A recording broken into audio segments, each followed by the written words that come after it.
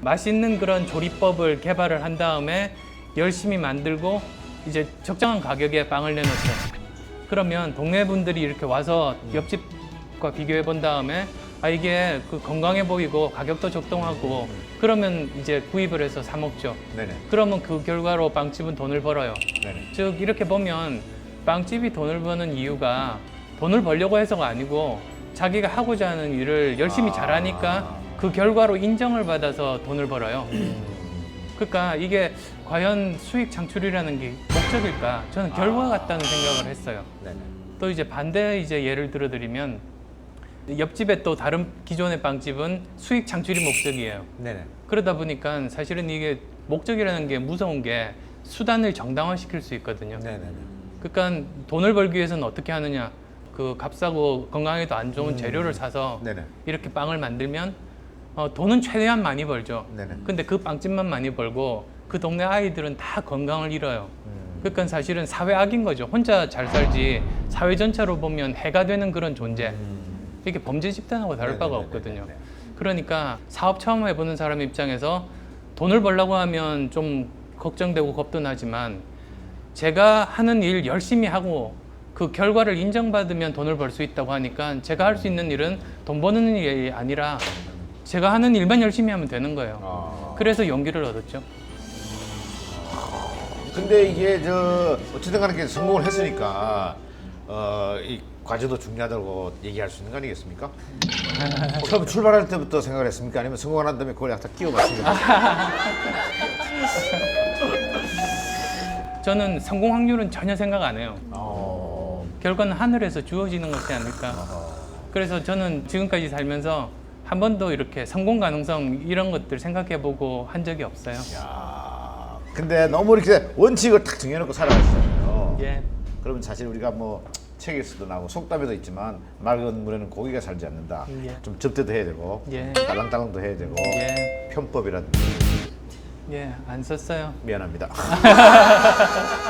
쓰셔도 여기서 어떻게 얘기하세요? 근데 글쎄 그게 편법이 될 수 있을지는 모르겠는데 그 초창기 한 4년 정도는 그 직원들 월급 맞춰주는 게 굉장히 힘들지 않습니까? 그렇죠. 그럼 한 달 내내 고생을 하는데도 결국은 이제 현금이 없거든요. 근데 월급날 돈이 없다고 해서 직원들한테 어음을 줄 수는 없잖아요. 그래서 그걸 가지고 은행에 가서 속칭 이제 어음깡을 하는 거죠. 깡을 해가지고. 근데 그게 이제 뭐 지금은 안 그런데요. 옛날 같으면 이게 그 원칙이 없더라고요. 그냥 그 담당 직원이 기분 좋으면 해주고 기분 안 좋으면 좀 이렇게 네네네. 고생하고. 그래서 저 같으면 항상 이제 저기 곰보빵을 좋아하는 직원이 하나 있어가지고 은행 갈 때 항상 이렇게 들러서 곰보빵 사가지고 갔던 그런 게 편법인가?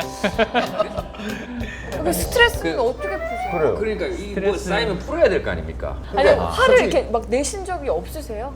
네. 저한테는 화가 나죠. 다른 사람한테 화는 안 내요. 아 그래요? 그리고 회사에서도 보면 제가 화를 낸다고 문제가 해결되기는커녕 다른 사람들 긴장하게 만들고 그러니까 이미 자기 잘못을 알고 있는 사람한테 화내는 것만큼 어리석은 일이 없더라고요. 어허. 예. 자기한테 화가 날 때는 어떻게 합니까? 막 소리 지르고 막. 그래서 예 저한테 화가 날 때는 네. 뭐 저기 그냥 샤워 틀어놓고 한번 이렇게 고함을 한번 질러 본다든지 고함 크게 지르는 건 확실하죠.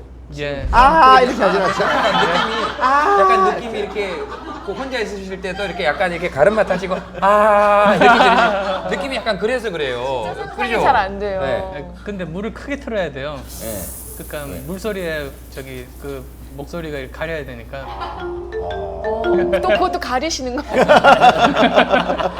근데 그때만 해도 많은 대중들은 원장님 잘 몰랐어요. 네. 몰랐는데 어느 날 갑자기 여기에 조사가 그 출연하셔가지고 예. 이게 갑자기 확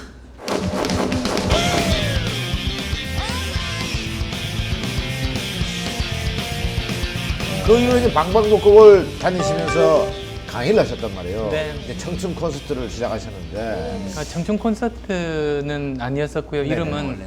그때는 이제 따로 이름은 없었지만 지방대학 기살리기를 해보자.